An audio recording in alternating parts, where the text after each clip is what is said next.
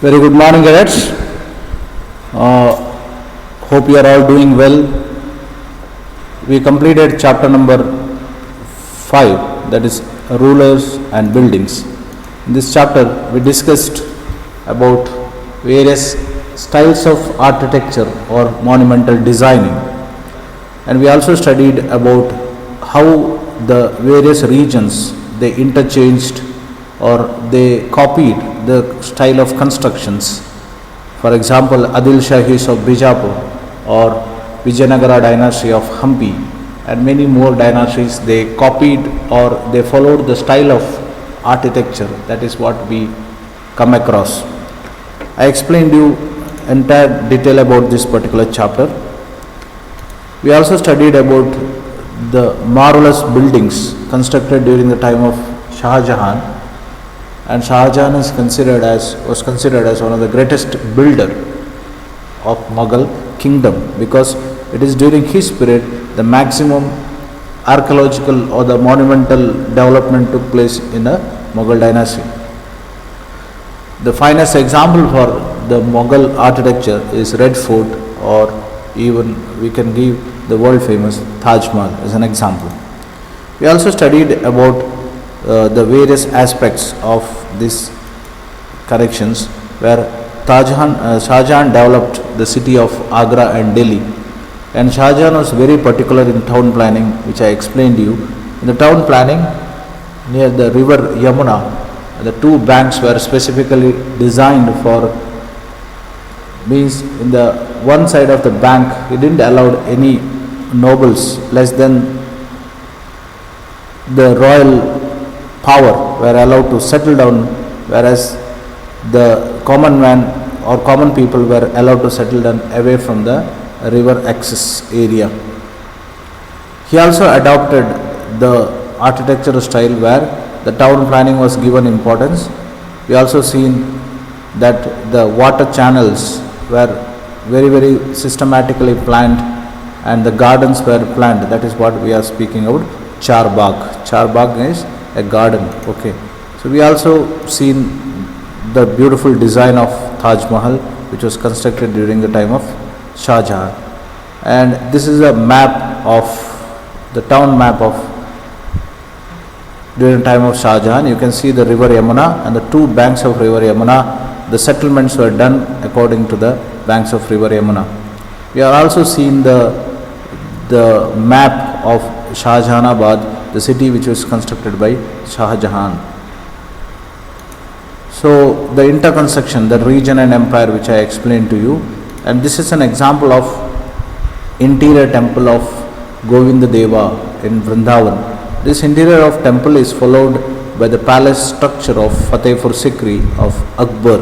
So even a Hindu temple at Mathura followed the style of construction of Muslim architecture, that is Mughal architecture. I hope we are clear with the chapter, and we also studied a Bangla dome, a thatched hut. This is Bangla dome, a thatched hut. This is also followed by the Mughals. Later, we are witnessed the beautiful construction of the churches, where the huge church tower bells, they become the unique for a construction of church. Now let us move to the exercise part of the chapter. That is, in this exercise part of chapter we have, let us recall and let us discuss the two major topics are there. Now let's recall 4 questions mentioned here. How is the Terabit principal architecture different from the acute architectural designing? The second question is, what is Shikara? The third question is, what is Pitara Dura? And the fourth question is, what are the elements of Mughal Char Bagh garden? So 4 questions. Let us check the answer for the questions. Question number 1. How do Terabit principle is different from the acute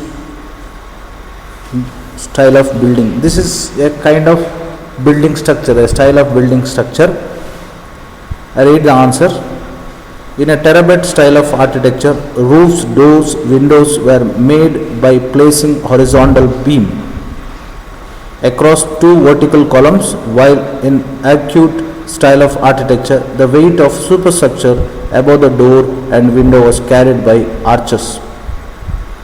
So I explained you where the Mughal followed the principle of construction of arch as well as the superstructure. Superstructure means a structure above the base building. That is called superstructure. So in this superstructure, I read once again, the terabyte style of architecture, doors, windows were made by placing horizontal beam across two vertical columns, while in acute style of architecture, the weight of superstructure above the doors and windows were carried by arches. Please write down. Terabyte style of architecture were between 7th and 10th century, while acute style of architecture was noticeably from the 12th century. So this is the answer for question number 1. Please take your notes. Write down the answer.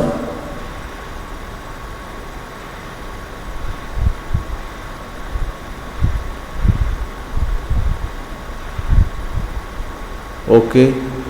Hope you are doing it. Okay. Let us move to the question number 2. What is question number 2? Question number 2. What is shikara? A number of examples we have seen in the structure of shikara. Okay. Shikara.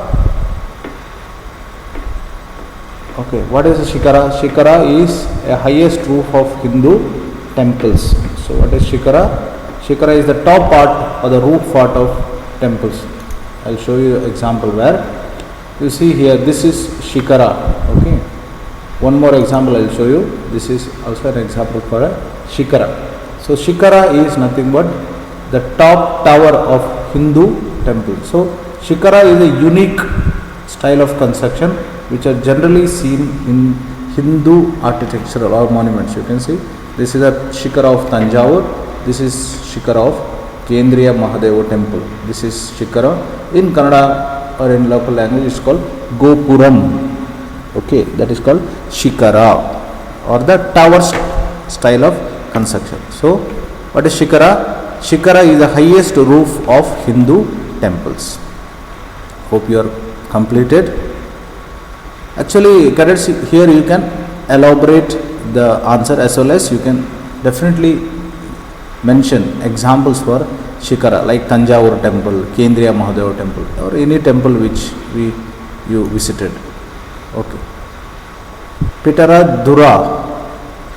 What is it? Is an architectural style which colored hard stone placed in a depression, carved in marble sandstone, creating beautiful ornament patterns. So it is a purely a style of construction during the time of Mughals. This is an example, you can see. This is an example. Okay, so this kind of style of construction. So you should understand shikara is a style of construction related to a particular religion, and this style of construction is related to Muslim or Indo-Islamic style of construction. Hope you have completed the third answer. Let us move to the answer number 4. What are the elements of Mughal Charbagh garden? I explained you what is called Charbagh. Char means 4. Okay. When a garden is divided into 4 parts, such gardens were called as Charbaghs. The element of Mughal Charbagh garden were rectangular walled enclosures and divided into 4 quarters by artificial channels. This is an example for Charbagh. You can see here 1, 2, 3, 4 Charbaghs, and you can see water channel here. Okay, so water channel and division of garden into 4 quarters and by a water channel. You can see here in a plus mark is a water channel, is a water tank. So this is a design of Charbagh. So Charbagh is a garden designing style of Mughal kingdom or Mughal dynasty, that is called Charbagh.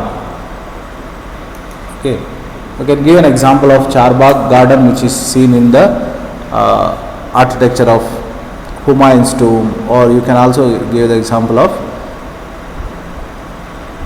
Taj Mahal for the same. Okay, hope you have completed question number 4.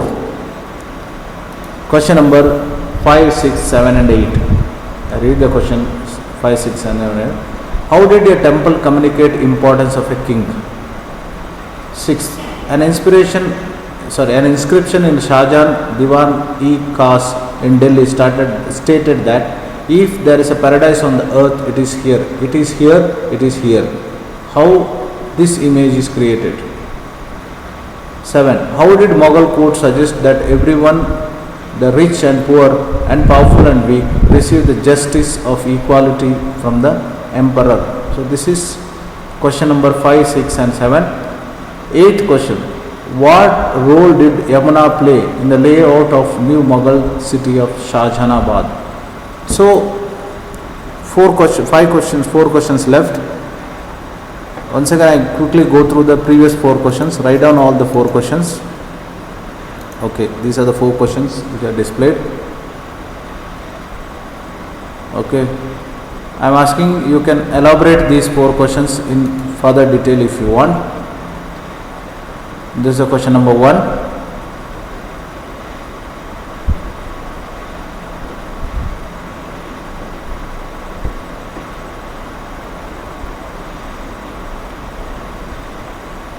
Okay, you see this is a arch shape which I explained to that question, where you can see the arch, and in this arch the top structure or the superstructure load was carried by the arch shape. This is a kind of construction. Example is shown to here.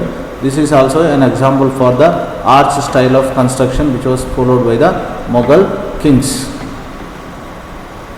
That is the answer for the question number 1. Okay, and question number 2, I gave you example of Shikara. Question number 3, example is given to you, and finally question number 4. Question number 4 also you can elaborate with the further examples. Let us move to question number 5. How did temple communicate importance of a king? Answer. Temple communicate the importance of king as they were meant to demonstrate power. We studied in the chapter that when the king become wealthy or his kingdom become rich, it is generally the king constructed huge buildings so that he wanted to demonstrate the power of a king. So temple communicate the importance of king as they were meant to demonstrate the power, wealth and devotion to the pattern. Second, it helps the king to appear like a god, as the king took the god's name because it was auspicious. We are seen in the case of Rajaraja Chola. Rajaraja Chola constructed the temple for Lord Shiva. It also gives a chance to the king to proclaim their close relationship with the god. Fourth, the temple was a miniature model of the world ruled by the king and his allies. What is the meaning of this? Actually, whenever a king constructed a temple, huge temples, the main deity worshipped by main deity which is installed inside the building or the temple was the deity which is worshipped by the king. But besides, you can see the sub deities which are related to the other gods and goddesses. So like a king in an empire lives along with his subordinate, the same way the temple was also considered as a place where you can see the main deity along with the subordinate gods. So that's why it is told that temple was a miniature model of world ruled by the king and his allies, or his friends, or his subordinates rather, which is we studied in chapter number 2, which is called Samantha. They worship their deities together in the royal temples. It seems as if they brought the just rule on the God's earth. So that is another major issue where the worship their deities together in a royal temple. It seems as they brought the justice just rule on the of the God on the earth. So king proclaimed that he is an agent or a person who is blessed with the blessings of the God. So he tried to implement the just rule or the rule of justice in his empire. So we completed question number 5. Leftover questions I complete in the next video lesson. Still that, please complete all the question and answers which is displayed to you in this particular video. I hope if you have any doubts related to the chapter, send me a message to my WhatsApp number which is there most with you. Any doubts regarding to the chapter number 5, that is rulers and buildings, please ask. Read the chapter so that you can understand chapter in detailed manner. Take care. I hope all of you are doing well. Take care of your health. Be happy and be healthy and safe.